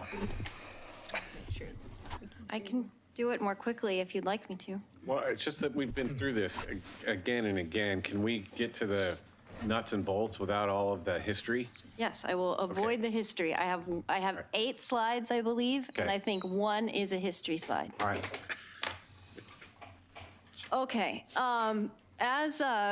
Good evening, Mayor and City Commissioners. My name is Carrie Richter. I'm the Deputy City Attorney, and I've been asked to sort of walk you through this application for a subdivision that includes a road within Wesley Lynn Park. And this presentation is going to focus solely on the charter issue and not on the subdivision. As we've talked about, you are going to have a hearing on October 18th to consider the subdivision and this charter interpretation question. At that hearing, you will be able to see staff's recommendation on the subdivision, and we can get into the land division standards and all that jazz. This presentation is just about the charter. And the purpose of this presentation is to provide a roadmap for you in considering these issues. The record is open now. We've been receiving written comments. You have one on the dais now. Many people have expressed concern about the impact to the park. And it is my belief that there are some misconceptions about what this proposal is. It is a road in a park, just like it was in 2013 and 2016, but this proposal is a little different than what was reviewed in 2013 and 2016. Unlike your previous 2 proceedings where the purpose of the presentation was to get your feedback, the purpose of this proceeding is for me to provide a roadmap and for you to ask questions, but because we have not had the public hearing where you have heard testimony, I would ask that you refrain from deliberating or prejudging the proposal until you've heard all the testimony, sometime after October 18th. You should also finally know that this interpretation of the city charter, we believe, rests solely with the City Commission. Staff has not made any recommendations or endorsements of this request one way or the other. The focus here, we received an application in April for a subdivision. We've received some correspondence from the attorneys for the applicant explaining why they believe that the charter voter requirement is not implemented. So what I have done is try to synthesize that into something that sets forth a series of questions that you could use in order to interpret the charter. So you know where Wesley Lynn Park is. The key component here to the Wesley Lynn Park issue is, and the subject property that is subject to this subdivision is right here. It is 11 lots proposed. There are 2 existing houses right here. The 50-foot easement is this long cherry stem right here. And when the city acquired this property in 2002, it was subject to an existing 50-foot easement allowing the applicant's property to use this 50-foot strip for roadway purposes. That's what the easement provides. So that was recorded in the deed for the land? When the city acquired it. When the city acquired it. So the extent the city took rights to use this park, it was subject already to a road. This is the proposed site plan. I have provided you in front of you. I couldn't up on a slide show you the proposed site plan and the previously considered site plan side by side without the images getting too small. So On your dais, I left the 2016 site plan that was rejected by the voters, and my hope is that you can sort of set, and you also have this proposed site plan that's proposed today. If you sit them side by side, you can see what is most obvious is that the original proposal had a jog, the 2016 proposal had a jog from Redaway Avenue up into the easement area. And the easement area was entirely filled with road. And on the proposed plan, the road goes straight off Redaway. It's a straight line such that only a portion of the easement area, 12 feet to be exact, is within the easement area, will be actually developed to provide a road. So at the mayor's instruction to not talk about the past, I'm going to really quickly go through what the differences are between the previous proposal and the current proposal. I just mentioned the previous request was for the use of the entire easement area. Included a full street. The utilities went down the center. It was a typical street cross-section. The current proposal uses a 12-foot area plus a knuckle, a bump out for emergency access for road purposes. The remainder is left, that's going to be a swale. The swale will collect stormwater from the 12-foot portion of the road only. It includes some green space and it includes a sidewalk. And that sidewalk will connect into the existing trail to the east, southeast. All utilities in the previous request would be located within the easement area, along with an additional easement for underground stormwater retention tank. In the current proposal, all the utilities, except for the swale to collect runoff, are outside of the easement area. So they put all of the easement, all of the utilities within the applicant's property. It is not in the easement area. So that is an important distinction because the easement is for roadway purposes. The previous proposal provided for the existing 50-foot private easement to be extinguished in favor of dedication of the area for public use. So the easement would have gone away and it would have become a public street. This proposal, the applicant proposed to retain the existing private easement, and then the city retains the underlying ownership of the land for park purposes in that 50-foot area. So the relevant provisions of the charter, you all probably think of them in, your sleep and all kinds of things. I know I do because I've been working on this for such a long time. But Chapter 10 of Section 41 of the charter provides that a voter approval is required for certain activities. The commission may not do any of the following listed acts without first obtaining approval of the legal voters of the city. And you can't, the city can't vacate or otherwise change the legal status of any park and can't construct permanent structures thereon other than for recreational purposes. And those are sort of the relevant provisions at issue here. So I'm gonna go through, change the legal status of any park. What is the legal status of this area of the park? It is owned by the city. It's been designated for park uses and is subject to a roadway easement allowing for use by the neighboring property owner and its invitees. So the city has, as the owner of the underlying fee for park purposes, can use this road for anything so long as it doesn't interfere with the neighboring property owner's right to use the road. In other words, as long as the city allows the applicant and its invitees to use the road, the city can use the road too. And it can invite anyone it wants to use the road, just like now there is a path. Anybody that wants to is using the path now because it is part of a park. That is, in my mind, the legal status of the area of the park. So does this proposal change the legal status? The easement predates the park, and as a result, the public's ability to use this area has always been limited by the terms of the easement. That's sort of where I started with this. Even though the adjacent owner has not exercised those rights to date, as of 2002, when the city acquired the park, its use of this area was limited by the existing easement. As proposed, the easement area will remain entirely within city ownership for parks purposes, subject to Icon's use, so there won't be a public dedication of the easement area.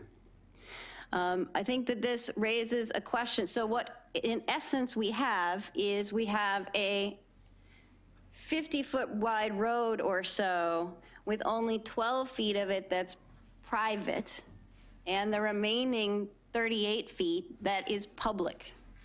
There aren't too many cases in the city where that we have a public, half private road. In fact, I don't know of any. But there is some precedent in the city for allowing private roads. And so, and we don't have a code prohibition against private roads. And because the city owns the underlying fee, and the city has used it as a park, as a practical matter, it will be public because it's the city's ownership, and it is a park. And if the city were ever to not use it as a park and to limit public access, that would trigger certainly a change in the legal status potentially. But the applicant's proposal is that this private arrangement with the city owning the underlying fee will not change. So the only difference between this proposal and the earlier proposal is that we wouldn't be vacating that land to the... We wouldn't be eliminating the private easement in favor of a public road. So are we calling this a private road with unlimited public access? A portion of it, yes. The 12-foot strip, yes. See, now I'm confused again. So are we building a 50-foot wide road? Is there a road already there? No, there is no road there. Okay. There is a path. Okay. There is a pedestrian path that I understand people run their dogs on. So the easement is 50 feet wide, and they're only saying they want to use 12 and a half feet or whatever it is. Okay. A portion, less than half. So, but it's still how wide is the street going to be then? It's about 50 feet, I think. Still 50, and I think it's about 50 feet. Still full streets, It's a sidewalk? constrained street, so it is permitted by the code, but it is a little skinnier. It doesn't have a sidewalk on one side. It has a curb, and then it has a swale, and then it has some grassy space, and then it has a trail that is, I think, wider than a sidewalk to connect with an existing trail. Okay. So is the placement of the utilities in a 12-foot wide width? No, the placement of utilities is in the 38 feet that is on the applicant's property. The only thing in the easement area is this road and the swale that supports the road. Okay. So none of this Why don't you requires, show that graphic? Because none of this requires a change in the easement from private to public? That is the proposal. Because our code does not expressly prohibit private roads.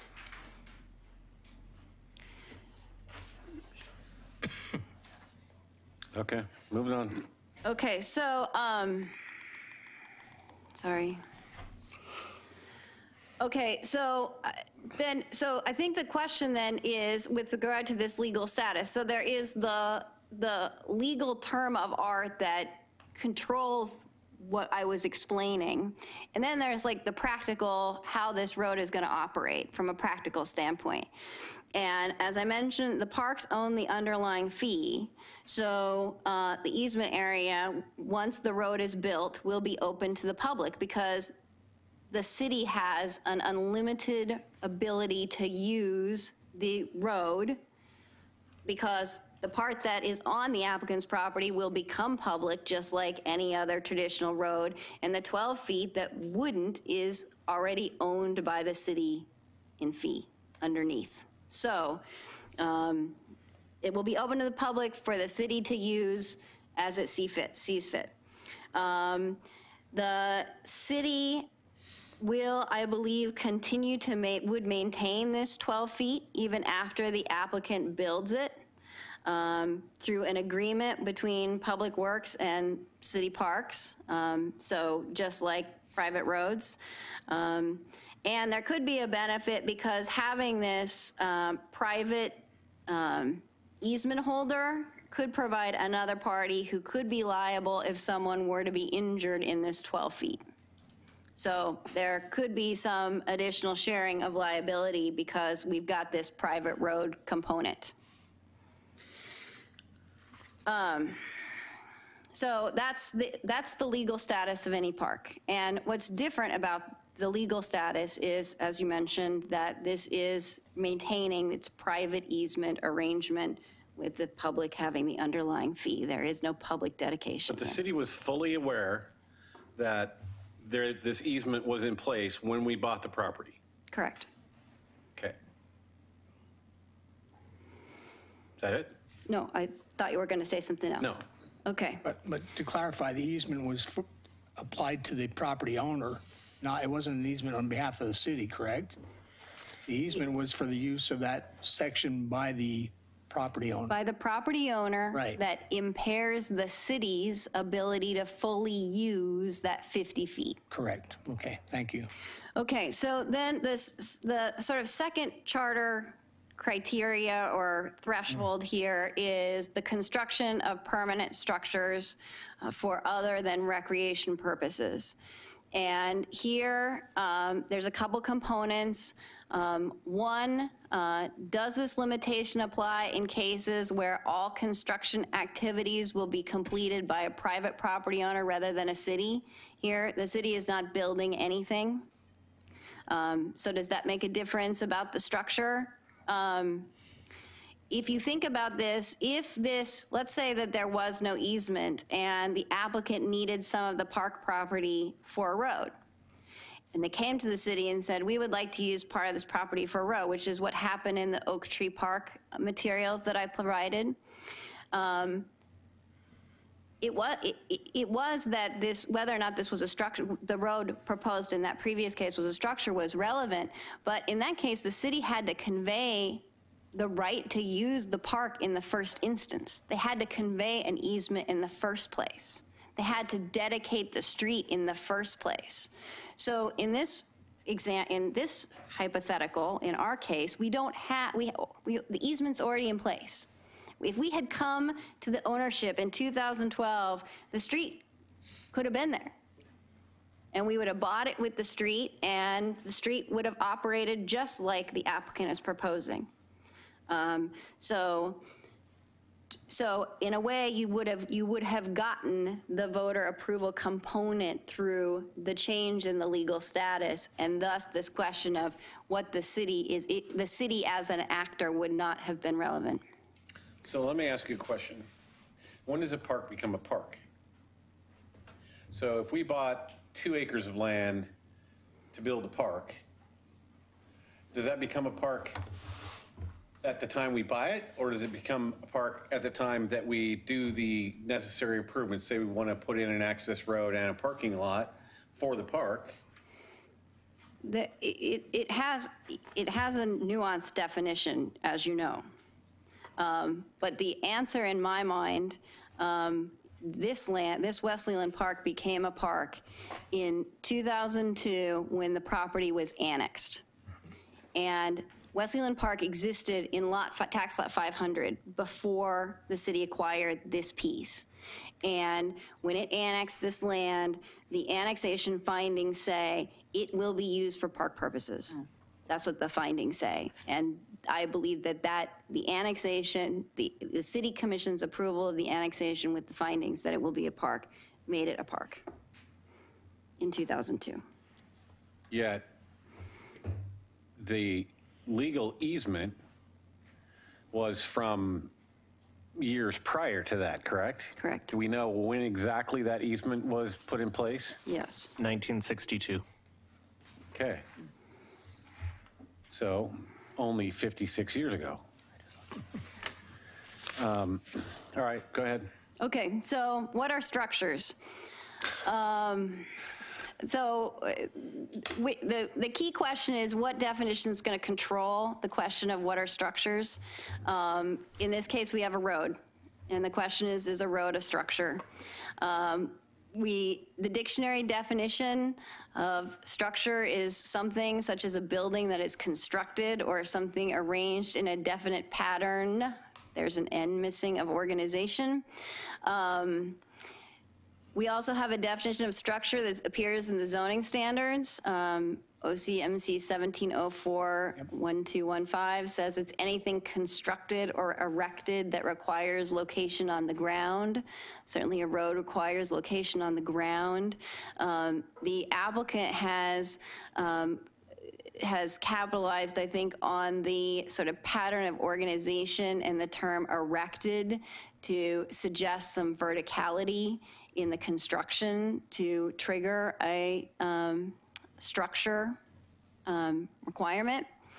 And certainly that interpretation would be reasonable. If we were going to go with the zoning code definition of structure, the zoning code also has a definition for roads. And so oftentimes you can say that if there is a definition for roads that does not include structure, if the word definition structures does not include roads specifically and you have a definition for roads, they're exclusive. But you could also interpret this to say we want to be more broad or more inclusive in our definition of structure than the zoning code does, because you're not bound by the zoning code. So there's a bunch of different ways to look at it. Of course there is. Sorry. That's why you have all the discretion. Yeah. So then if the proposed improvements include structures, is there a recreational purpose? And that is a question, one, for Mr. Lewis, but also Mr. Lewis. Is there a way to look at this as sort of an overall recreational benefit that this project achieves that would overcome the structure limitation because of the land that remains in a recreational purpose? I mean, the end result to me is that you've got less land put to a road in this proposal than you had before. And you have more open space, you have more grass, and you have a sidewalk or a mixed-use trail. And you may not have that if the applicant goes to the voters and seeks review by the voters of a road that was more similar to what they were proposing in 2013 or 2016. So let me see if I understand where staff is trying to go with this, because with all the legal gymnastics that you've been doing here, I'm getting a definite feeling that you want us to, or that the general direction of staff is headed is you want us to at least consider that the charter doesn't apply to this project, and then endure the slings, arrows, and thermonuclear warheads from all of the people who voted against it the last few times. Is that basically pretty much close to what we're talking about here? I think that we've received an application for a subdivision that includes the use of a portion of an easement, and we have an obligation to process it. Okay. And I'm not meaning to make this any more complicated or convoluted than that. It's just, that's what we have. And my purpose is to try to provide a framework. So why, and it's not aimed at you specifically, okay? But my question is, why is this particular thing coming up now? Why didn't we have this discussion prior to having the first vote? It would have been much easier politically to deal with if we had just done it back in the day instead of going through two votes, because now you've got a whole bunch of people who actually know about it. Whether they know whether the information they have is correct, probably not. But a lot of people at least know of it. And I appreciate that, and You don't know. I'm not the applicant. And they came with a proposal in 2013 that looked a lot like what was their first proposal, and they went for, I mean, I think they thought they'd get the votes. Okay, so is there more? And I guess I would also, I would just add that I believe, you know, the first two times around, we believe that this is a park that, per the charter, has to go to a vote of the people. There were utilities, there was stormwater pipe going across the park. Now, you know, they've changed in terms of there's not utilities in the park property portion of the roadway anymore. And I guess I don't want to be construed that staff's leaning one way or in another. I'm not comfortable with my staff interpreting the charter. I believe we have interpreted the charter twice before. But we do have an application before us. It was submitted. Because it's on park property, it needs property owner's signature. I would not provide that signature. They compelled to complete the application and process it.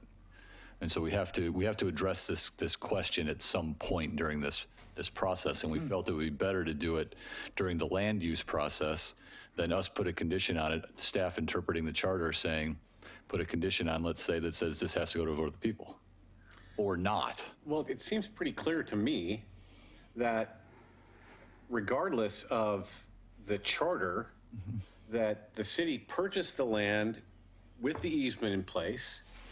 So that easement preceded the park. So therefore, we aren't making a change to the park because that change that is already in existence. I don't disagree, and I wish that there were case law that said which trumps, the easement or the charter. They would give us guidance on that interpretation. Okay. I have a question. When the city purchased this property, was there a vision that this road would help serve the park?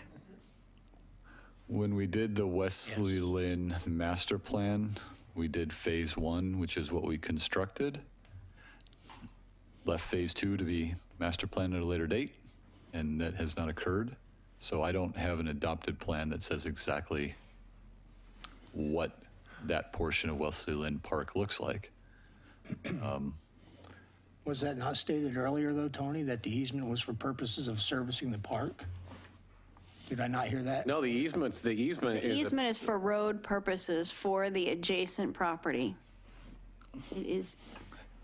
We do have a master plan for the developed portion of the park. The undeveloped portion, which includes tax lots 400 and 401, were not included in the master planning process.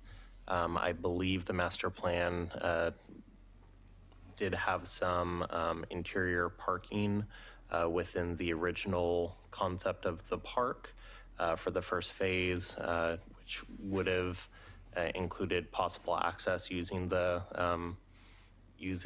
easement area, but that was prior to lots 400 and 401 being purchased by the city to be incorporated into the park. There's a better picture in the staff report. Yeah, there's one of the amendments. This is the developed piece of Wesley Lynn.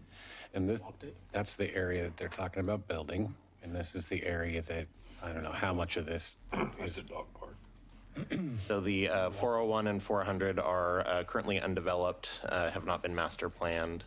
And position of staff is that we don't know whether or not the roadway would be usable for parks and recreation purposes until we go through a planning process with the community to develop that portion of the park. Question for Ms. Richter. Yes. Is what the commission will be asked to decide the question that are any elements of this newest plan such that they would change the legal status of the park and as such require a vote of the people? Would it change the legal status? And are the improvements structures for other than recreation purposes? There are two questions that have to be answered. And that's what we are to make that decision. But at the end of the day, it's still going to go to court. Correct, but, I mean, maybe, okay, Well, correct. Let's assume that's true. If we make the decision to say that it doesn't require a vote of the people, I guarantee we're going to court. If we make a decision that it has to have a vote and the voters say no, then ICON, by their very nature, would have to take us to court because they would say that we have this easement that we've had since 1962 for a road. So either way, unless we can find some middle ground somewhere. Which is, I think this new plan is.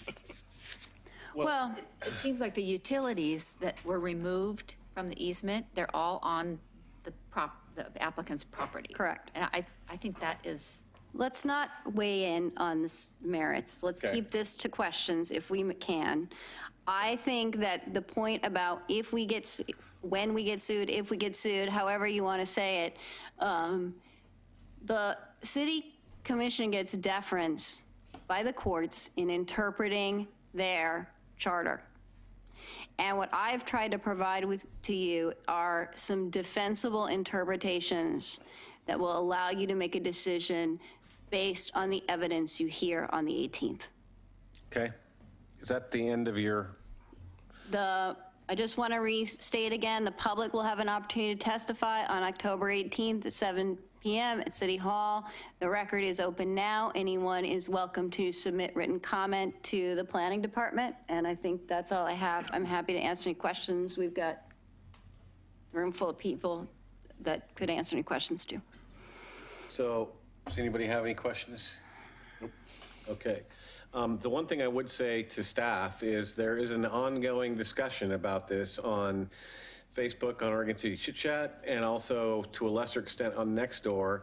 It would be good if somebody from staff would get on there and try to dispel some of the crazy things that people are saying about this project.